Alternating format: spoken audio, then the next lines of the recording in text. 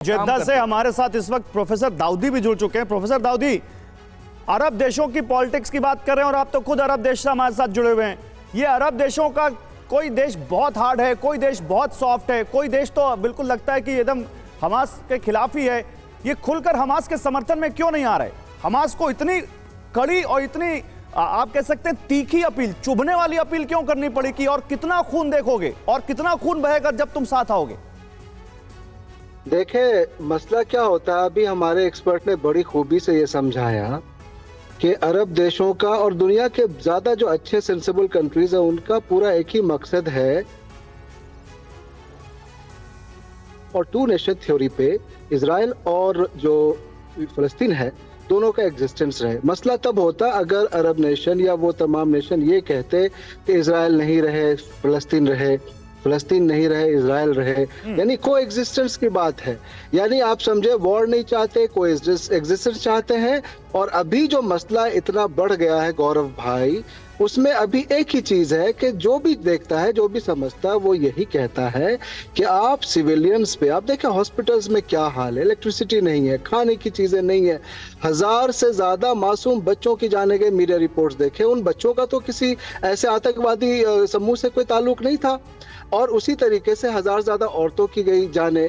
तो इस तरह से आप जब समझ रहे हैं, आप तो खुद एक बड़े पत्रकार हैं, आपके डिबेट्स में जो हम ये बात रखना चाह रहे हैं वो यही रखना चाह रहे हैं आपके जरिए कि बात यहाँ पे ये होनी चाहिए कि अगर फलस्तीन का भी अपना अधिकार है, या सालों से अगर वहाँ मसले मसाइल रहे हैं, या जुल्म ज्यादती हुई है, या 7 तारीख को जो मसला हुआ मैं उसको भी डिनाउंस करता हूँ, इन तमाम चीजों को तो इसमें कोई देश सामने आता, आप जो आप बड़ी अच्छी बात कर रहे हैं, तो फिर कोई अरब देश सामने आता जनरल अस्थाना और इनमें समझौता करवाता, इनमें सीज फायर करवाता, बंधकों को छुड़वाता, हमास के जो आतंकी हैं उनको कहा जाता है कि इन आतंकियों की हम भर्त्सना करते हैं और इनको इजराइल को सौंपता। ऐसा भी तो किसी अरब देश ने नहीं किया जनरल अस्थाना। देखिए, जो अरब देश खुलकर हमास के साथ नहीं आ रहे हैं उसके 2 कारण हैं। पहला कारण तो ये है कि हमास का ये मानना है कि इजराइल को एग्जिस्ट नहीं करना चाहिए।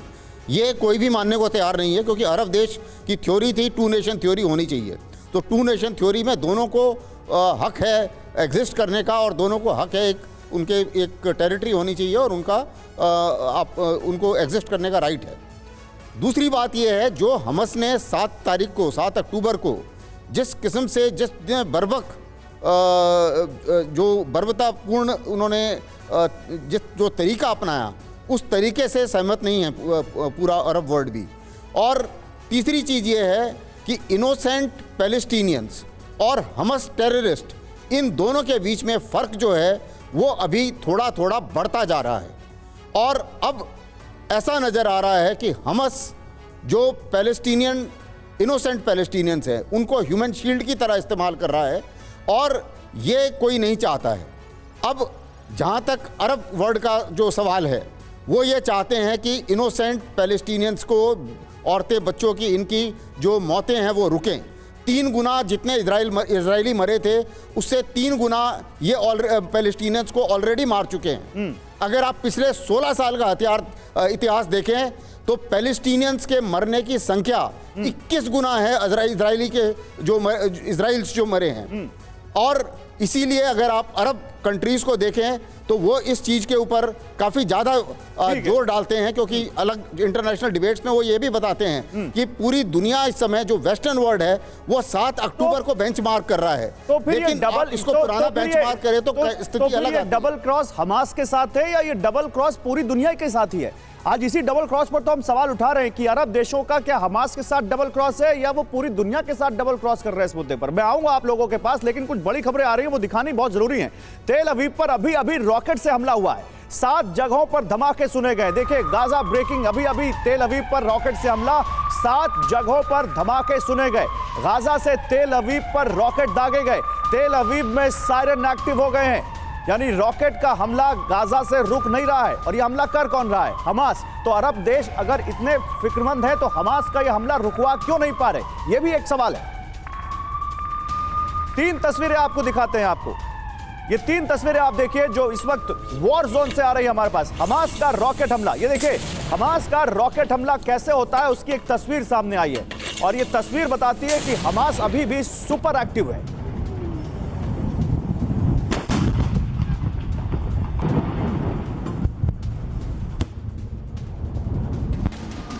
दूसरा इजराइल के बम देखिए आप, एक तरफ हमास यहां पर अटैक कर रहा है तो अच्छा ये है निशाने पर इजराइल के सूचना टावर, ये आप देखिए।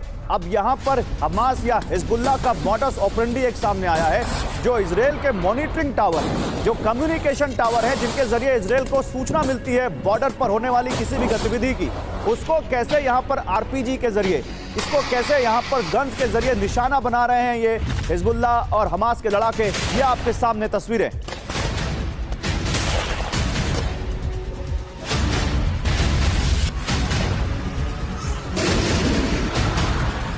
तो एक तरफ रॉकेट, दूसरी तरफ टावर को निशाना बनाया गया और अब जवाबी कार्रवाई। इजराइल जिस तरह से यहां बम बरसा रहा है और उसकी फुटेज भी वो खुद जारी कर रहा है। ये देखिए, ये ड्रोन से बरसाए गए बम और उनसे ली गई तस्वीरें आपके सामने। इजराइल के बम किस तरह से गाजा पट्टी पर कहर बरपा रहे हैं। आज 18वां दिन है, लेकिन हर रोज कुछ ऐसी तस्वीर सामने आ रही है।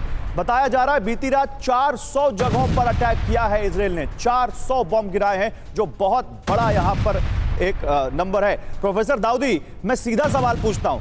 अरब, अच्छा प्रोफेसर दाऊदी से संपर्क टूट गया, उनसे उनके पास जाएंगे, लेकिन प्रोफेसर दाऊदी मेरा सीधा सवाल, हमास के साथ अरब देश नहीं है तो हमास की निंदा भी किसी अरब देश ने नहीं की है उसकी निंदा?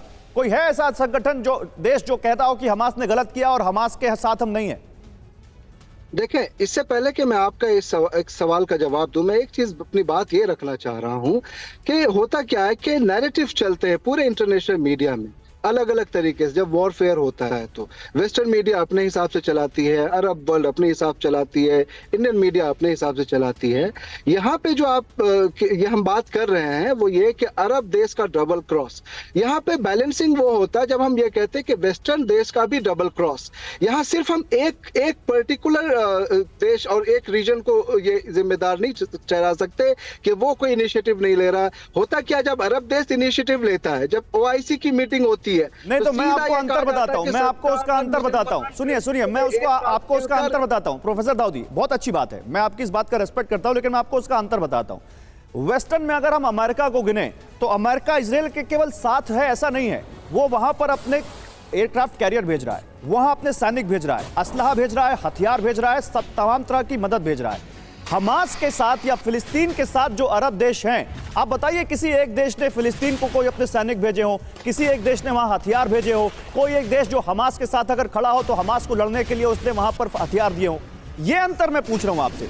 अगर यहां हमास के चीफ को खुलेआम ऐसे कहना पड़े कि खून के यहां बहते देखते रहोगे क्या, साथ नहीं आओगे क्या, तो इजराइल ने तो अमेरिका से ऐसा नहीं कहा। यही मैं पूछ रहा हूं, ये डबल क्रॉस, इसी को मैं बोल रहा हूं। गौरव भाई, जो पॉजिटिव साइड है वो मैं बताना चाहता हूं कि होता क्या, अगर आप हिस्ट्री देखेंगे तो अंदाजा होगा कि टू नेशन थ्योरी की बात क्यों चल रही है, और उसमें जो फलस्तीनियों का अपना अधिकार है, दशकों से ये बात चली आ रही है। अगर उसके घर से उसको निकाला जाएगा और अगर पड़ोसी उसको साथ देते हैं, अरब देश अगर पूरी तरह से खड़े होते कि तुम हमारे मुल्क में आ जाओ, इजिप्ट बोले कि हमारे यहाँ आ जाओ, जॉर्डन बोले हमारे यहाँ आ जाओ, तो इसका मतलब है कि उसको अपने घर से निकालने में उसकी मदद कर रहा है। जो बेहतर दोस्त होगा वो ये चाहेगा कि किसी भी तरीके से वो तरीके निकाले जाएं जिसके बिना पे किसी भी तरह से वो अपने घर में महफूज रह सके और को एग्जिस्टेंस की बात हो। तो यहाँ बात जो लोगों को ऐसा लगता है कि अरब देश या बाकी तमाम ममालिक क्यों नहीं इसको सपोर्ट कर रहे, भाई किसी को अगर अपने घर से निकाला जाएगा और अगर आप उसको घर से निकालने में उसकी मदद कर रहे हैं तो इसका मतलब है कि आप उसको और भी ज्यादा बेपनाह कर रहे हैं। जो पहले से दशकों से, अभी देखे आपने कैसे अस्थाना जी ने भी डेटा बताया कि 3 गुना ज्यादा लोगों की वहां आज तक में मौतें हुई है। तो जब इस तरीके का सिलसिला चलता रहेगा दशकों से और अगर लोग उसको बार बार निकाल के अपने पास लाते रहेंगे, उनको सपोर्ट देते रहेंगे, इसका मतलब ये हो गया कि आप ये चाह रहे हैं कि कहीं भी वो उनका घर खाली हो जाए और दूसरे लोग आके जो उनको पहले से निकाल चुके हैं